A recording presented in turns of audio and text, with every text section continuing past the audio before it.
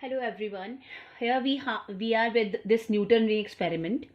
This Newton ring experiment is again an example of interference in a bed-shaped film. So what we have in Newton ring experiment, we have a plano-convex lens. This is a plano-convex lens, and this plano-convex lens is placed on a glass plate. So there is an air film enclosed between this plano-convex lens and glass plate, means between XO X dash and YO Y dash, you have a symmetrical air film on all the sides of point of contact. So when light will incident on the upper part of this air film, then some part of the light will be reflected, some will be transmitted. When light will reach on the lower part, again that reflection and refraction will take place. Again reflection and refraction will take place, and this process will go on. So then you will get reflected rays as well as transmitted rays. Since a single ray that is divided into different parts, so all these rays are coherent in nature. And since this angle is very small, angle between XO X dash and YO Y dash, that angle is very small. So these rays are very close to each other. So they will get superimposed, and then we will get an interference pattern. So this is the way through which we are getting interference pattern in Newton ring experiment. Now the next one is the interference pattern that is in the form of concentric circles or rings. Now we will try to understand that why we are getting this interference pattern in the form of concentric circles or rings, and that entire interference pattern is having center at this point of contact.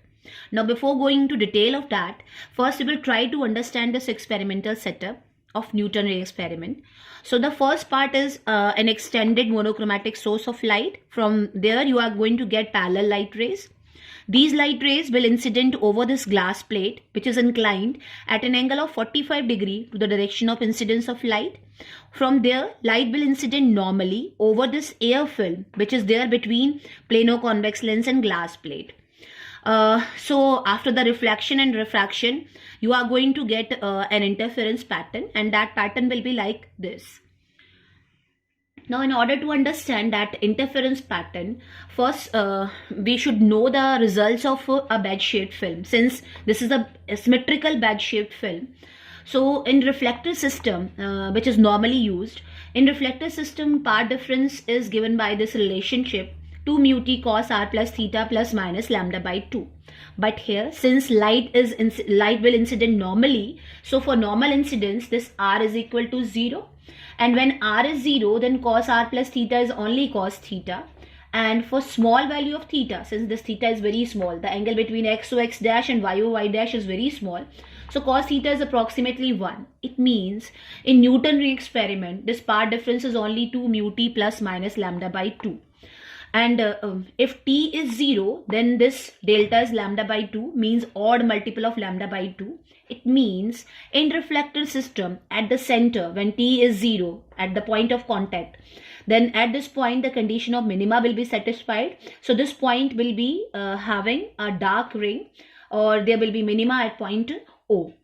Now this interference pattern, this pattern is in the form of concentric circles. So the reason is in this equation, in this particular equation. As you can see here, this factor is constant, this mu is constant, only t is having different values.